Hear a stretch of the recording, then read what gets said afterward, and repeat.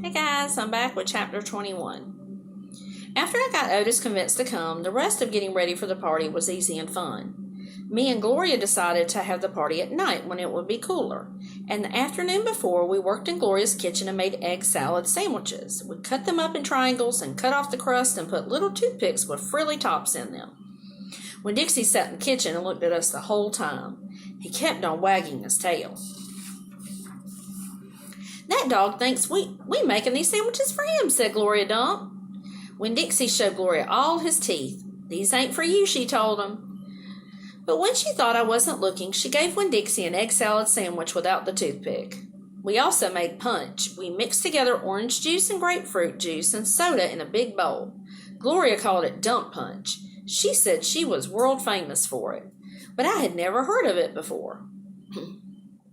The last thing we did was decorate the yard all up. I strung pink and orange and yellow crepe paper in the trees to make it look fancy.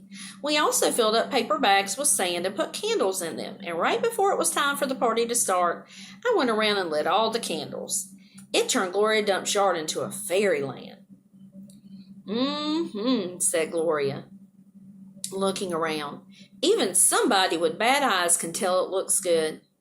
It did look pretty. It looked so pretty that it made my heart feel funny, all swollen and full, and I wished desperately that I knew where my mama was so she could come to the party too. Miss Franny Block was the first person to arrive. She was wearing a pretty green dress that was all shiny and shimmery, and she had on high-heeled shoes that made her wobble back and forth when she walked. Even when she was standing still, she still kind of swayed, like she was standing on a boat. She was carrying a big glass bowl full of litmus lozenges. "I brought a little after-dinner treat," she said, handing the bowl to me. "Thank you," I said. I put the bowl on the table next to the egg salad sandwiches and the punch. Then I introduced Miss Franny to Gloria, and they shook hands and said polite things to each other. And then Sweetie Pie's mother came by with Sweetie Pie. Sweetie Pie had a whole handful of pictures of dogs that she had cut out of magazines. "It's to help you with your theme," she said. "You can use them to decorate. I brung tape, too." And she started going around taping the pictures of the dogs to the trees and the chairs and the table. "She ain't talked about nothing but this party all day long," said her mother. "Can you walk her home when it's over?" I promised that I would, and then I introduced Sweetie Pie to Miss Franny and to Gloria. And right after that, the preacher showed up. He was wearing a coat and tie and looked real serious. He shook Gloria Dump's hand and Miss Franny Block's hand and said how pleased he was to meet them both and how he had heard nothing but good things about both of them.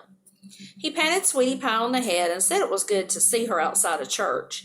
And the whole time Winn-Dixie was standing right in the middle of everybody, wagging his tail so hard that I thought for sure he would knock Miss Franny right off her high heels.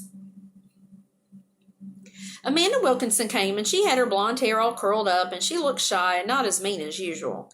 And I stood real close to her and introduced her to Gloria Dump. I was surprised at how glad I was to see Amanda, and I wanted to tell her I knew about Carson. I wanted to tell her I understood about losing people, but I didn't say anything. I was just extra nice. We were all standing around smiling at one another and acting kind of nervous when a real screechy voice said, "Gertrude is a pretty bird." Winn-Dixie's ears went straight up on his head, and he barked once and looked around. I looked, too, but I didn't see Gertrude or Otis. "I'll be right back," I said to everybody. Me and Winn-Dixie went running around to the front of the house, and sure enough, standing there on the sidewalk was Otis. He had his guitar on his back and Gertrude on his shoulder, and in his hands he was holding the biggest jar of pickles I had ever seen in my life. "Otis," I said to him, "come on around back. That's where the party is."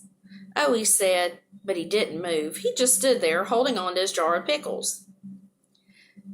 "Dog!" screeched Gertrude. She flew off of Otis's shoulders and landed on Winn-Dixie's head. "It's all right, Otis," I told him. "It's just a few people, hardly any people at all." "Oh," said Otis again. He looked around like he was lost. Then he held up the jar of pickles. "I brought pickles," he said. "I saw them," I said. "It's just exactly what we needed. They will go perfect with the egg salad sandwiches." I talked to him real soft and gentle and low, like he was a wild animal that I was trying to get to take food out of my hand. He took one tiny step forward. Come on, I whispered. I started walking, and Winn-Dixie followed me. And when I turned around, I saw Otis was following me, too. So what are you guys thinking about Otis? We know that he's very quiet, kind of reserved. Seems kind of nervous to be around a lot of people. But he likes to play his guitar. He definitely seems like a nice guy, just like he said, maybe a little bit lonely and he's not used to being around people. All right, guys, tune in next time for chapter 22.